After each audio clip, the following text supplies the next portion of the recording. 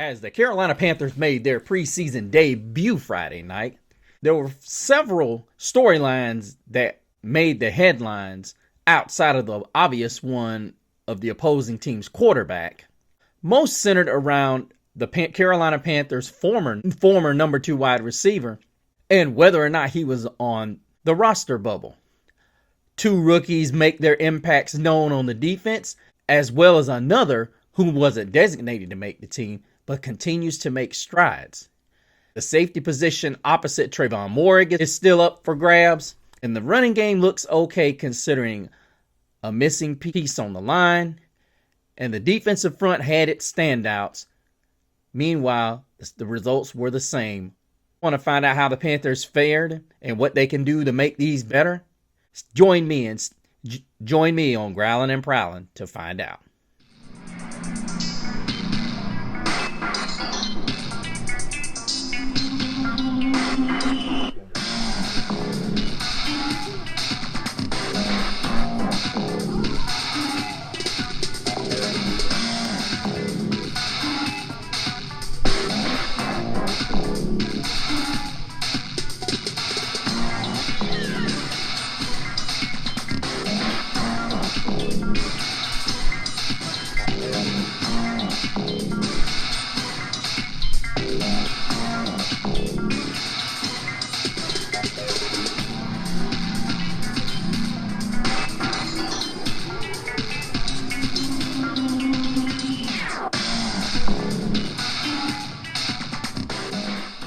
Welcome back, Growlers. Thank you guys so much for joining us. Hope you guys had a great weekend and stayed dry and out of this humidity. Of course, you're joined by the one and only Mr. CeeLo, and I hope you guys are having an awesome weekend, as mine just is not long enough. It really isn't. And I know a lot of you are going to say, but you're not bringing us any content. What makes it so long? Well, family man. And many of you that are out there that you understand, trust me, you know, it's a tough job, but hey, it's the best job, the greatest job you can have in the world. But let us break down and check out what some of you guys had to say, as many of you were giving me comments in my inbox. Love the content, Mr. CeeLo. Keep doing what you do. Listen, I appreciate that. A lot of you guys have been very positive, and some of you are having conversations with me, and it's awesome. Look Who's Back, the show that I did. I had a new subscriber in Fred. Thank you so much for joining the family. Michael commented, "Time to shine. Let the competition roll, and the men that want a spot on the team stand out and prove what they are made of."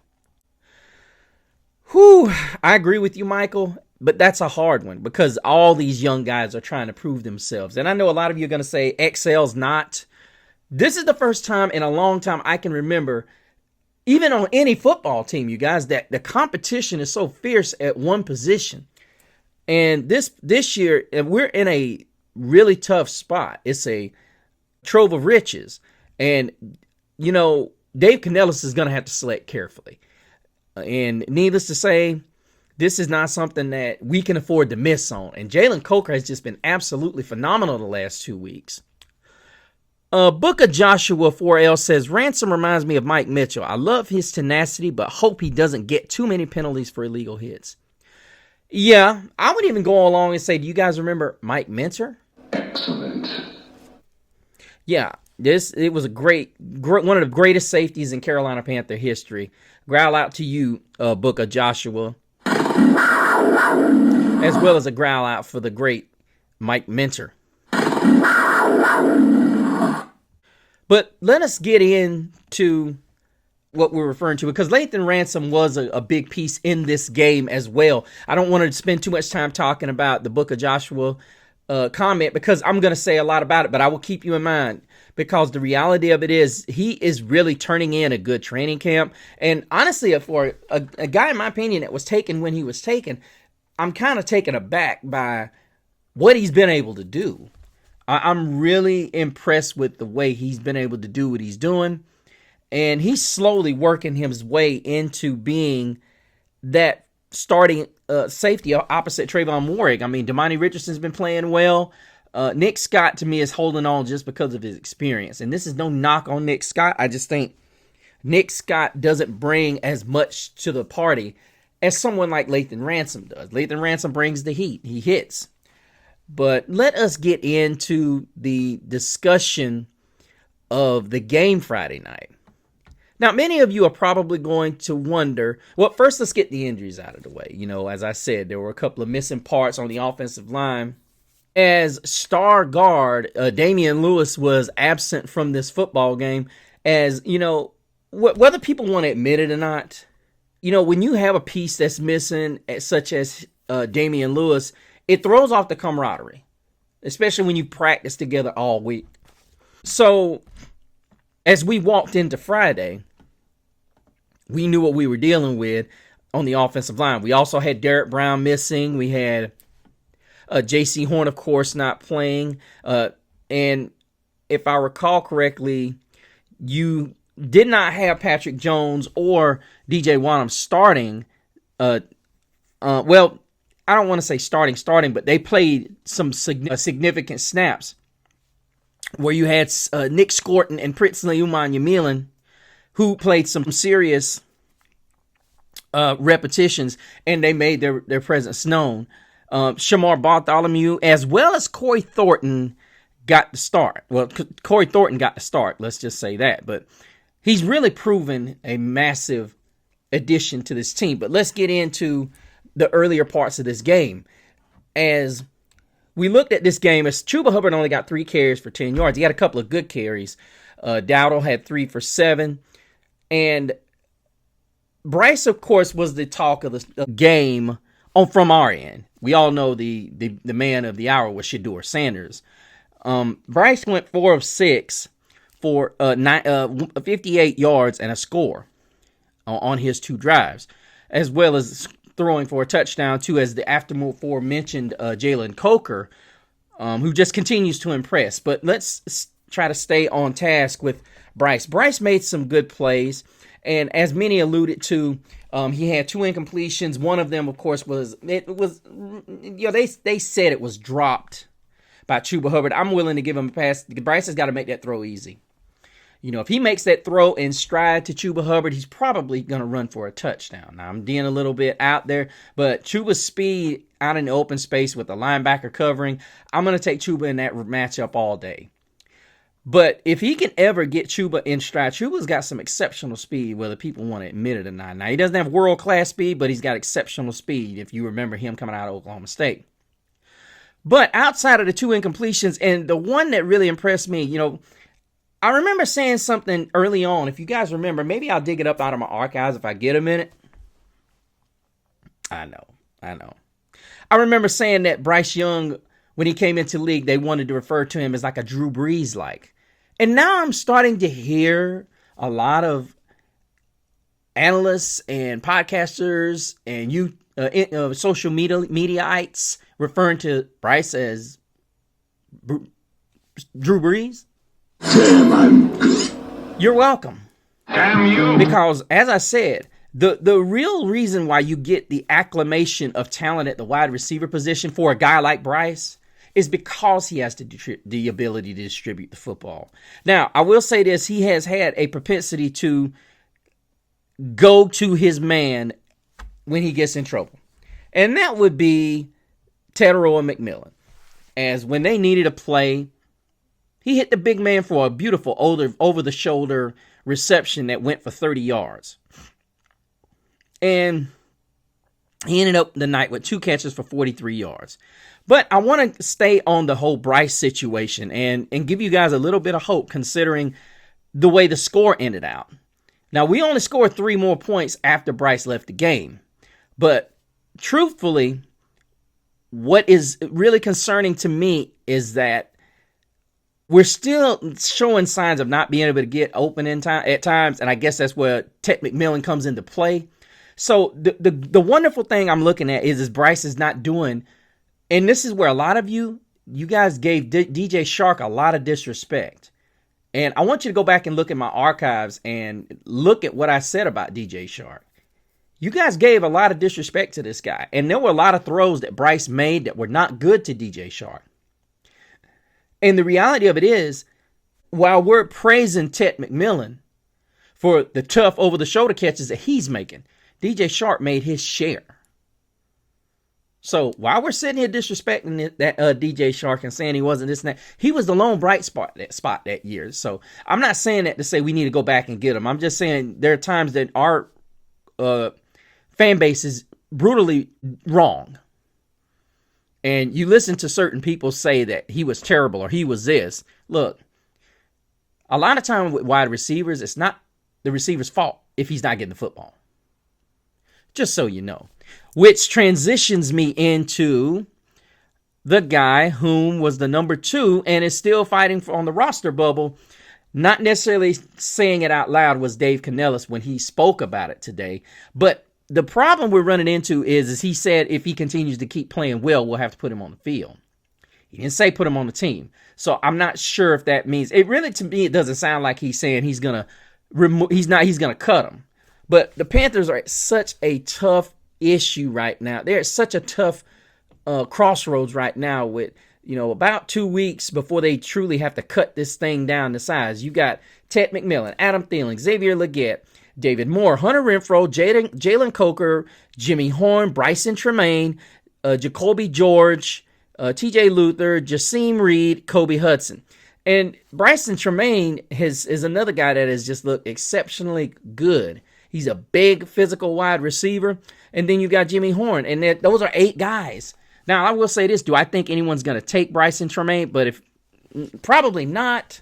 But it's the same as David Moore. A lot of people are going to say, well, you cut him. More than likely he could go into, you can just pick him up on the practice squad because he's a vet. And I'm not so sure about that. I think David Moore would be a dangerous asset to anyone. But to me, Jalen Coker is that dude that you just cannot get rid of. He's one of those guys that you have to understand. He has a rapport with Bryce, as well as developing that strong one he already has with Ted McMillan, and we're struggling to find one with XL. He has that one with Adam Thielen. You don't want to destroy that. Because anybody that's played with a quarterback as a wide receiver, you understand that you have to get continuity with him. You have to get a chemistry with him. He's got to trust you, and you have to develop that kind of chemistry that he and Coker have. When he was running his route to the corner and Bryce told him to go back, he immediately went back. The defense started shifting this way, and he's coming back against the grain. So when you look at the way Coker and Bryce play, this is what it's all about when you get into these, especially in the red zone. Coker's a big target. He's not expressively fast and quick, but if you have that kind of rapport with your quarterback, that's always a major plus. But I am, for one, wanting this guy to make the roster. Not only make the roster, he should be a top 4 wideout. I think Adam Thielen's a guy who's very good, but I think Adam Thielen's one of those guys that everybody is going to say he's getting older. And he needs to be used refreshingly. And what I mean by that is, I know Adam Thielen stays in shape. I get it. I totally understand it. But to me, Adam Thielen's role should be subjected to third downs. And I say that with nothing but respect, because the reality of it is he's probably going to be done this year. And I know what people are going to say, well, you want him to go out with a bang, don't you? Well, yeah. But then again, you also want these other guys to be getting those valuable reps. And the way I see it, when you get three big physical wide receivers out there in Ted McMillan, XL, and Jalen Coker, guys who are willing to block, and you got really good running backs with great vision, what do you want to do? You want to get them on the perimeter at times. And the best way you do that is sealing the edge with your big physical wide receivers. And we saw some of the running game, but in order for us to transition here, we got to talk about how their defense was able to shut the door on our running game. But once again, we were unable to shut down the run game on their end. So the Browns had 308 total yards and got 125 on the ground to our 40. That's a massive problem. And I even have to retract my statement. What were we going to be able to get from this game? Oh, we got a lot from this game. We still got a long way to go as far as being able to stop the run. And as well as something Dave Canellis talked about as far as mental mistakes. We had 2 turnovers, a fumble lost, and an interception. So we have to get to a point as a football team where we're not beating ourselves. And of course, Xavier Legette ended up getting tossed for a scrum with one of the Cleveland Brown defensive backs. And I get it. It was something that was consistently being it was escalating and escalating and escalating. And eventually it became, what it was. And see, probably the one thing that I can honestly say that I liked about it was that XL, wasn't going to take anything. But at the same time, we've got to wheel that in, because if we're going to be a competing football team, we have to be able to keep our cool. Because even when this team begins to win, we have to be able to hold our own and be able to keep our cools, because the reality of it is there are going to be times when the opposing team is they're going to try you. And there's nothing you can do about that. You just have to keep your cool. So at the end of the day, when you start analyzing where the Carolina Panthers are yet, I think Canella summed it up beautifully when he said there were issues. There were opportunities for us to get better. And we have to get better, because it's looking like the Falcons are getting it together, and the Buccaneers are the Buccaneers. And our first order of business is going to be whether or not we can, basically in a nutshell, win our division. If we can't win our division, how can we sit here and even talk about the playoffs? Now, I'm not saying we have to win the playoffs, but we have to be able to, honestly compete. And if we can't honestly compete, then what are we even here talking about? But when we look at the defensive side and we talk about the numbers, Bobby Brown had a very efficient football game, considering. Now, keep in mind that the first team only played, I think it was 2 drives, and they looked rather impressive. We can sit here and we can say, okay, that was just the first team. They went 3 and out, and then they went 8 plays for 35 yards on the second drive. And, of course, them going for it on 4th down and not getting it. So I was impressed with the fact that they continuously were able to slow down these guys. But after the second drive, and the Panthers proceeded to go down and knock on the door and drive it 9 plays, 73 yards. Of course, Bryce Young hitting it on that very first play after the turnover and downs. I love the fact that they took their shot down the field. And I love the fact that Bryce has enough confidence to do that. And of course, we were in Cleveland territory from that moment on, and we were on the plus side of the field. And of course, it just became a situation where we continuously kept moving it. And of course, in that same drive, XL ended up getting tossed. So that's got to be better. That's got to be cleaned up by him. And we really don't know what this offense can look like if, Xavier Legette's not keeping himself on the field. But, of course, let's look here at the way the defensive side of the ball, statistic-wise, looked. Of course, we had Thomas Income, whom many have said this guy has definitely played himself onto the field. He's looked exceptionally good in his opportunities, 5 total tackles, and he received a sack and had another quarterback hit. But here's the problem. We've all seen Dave Canellis and Dan Morgan willing to part with guys who were the team leaders. We saw that last year. Michael Reed had 5 tackles. Isaac Gifford. These are guys that probably are not going to make the team. Then, of course, Corey Thornton, a guy who has just been absolutely tearing it up. And then you look at the tackle he made for loss, which was all over social media. He's really making some noise out there, and it's really impressive. And then, of course, as the aforementioned Lathan Ransom, the rookie out of Ohio State, ended up with 4 tackles, 3 solos. DJ Johnson had 4 tackles. Bam Martin Scott also had 4 tackles, as well as Damani Richardson, who also had a sack. Bobby Brown, as we said, on the first team, 3 tackles. That is a beautiful, beautiful sight to see. Nick Scorton, 2 tackles, as well as his first NFL sack. Of course, it's preseason. Shy Tuttle added 2 tackles. Christian Rosenboom had 2 tackles.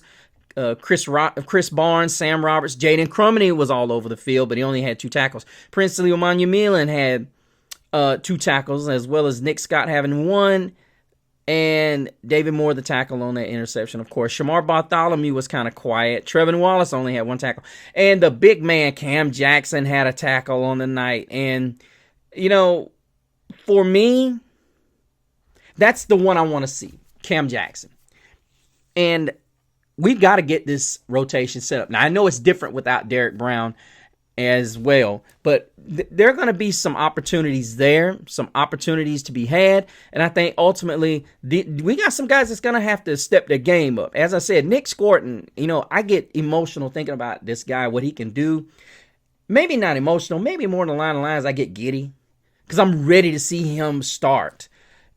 And, looking at what Anthony Rizzuti said on Panthers Wire, as far as when he's reported the PFF grades for the defense, I was just absolutely not surprised when I saw what his grade was. He got a 91.8, defensive lineman Bobby Brown, 91.4, Sam Roberts, 89.5, Trevin Thomas, 77.3, and of course, cornerback Corey Thornton.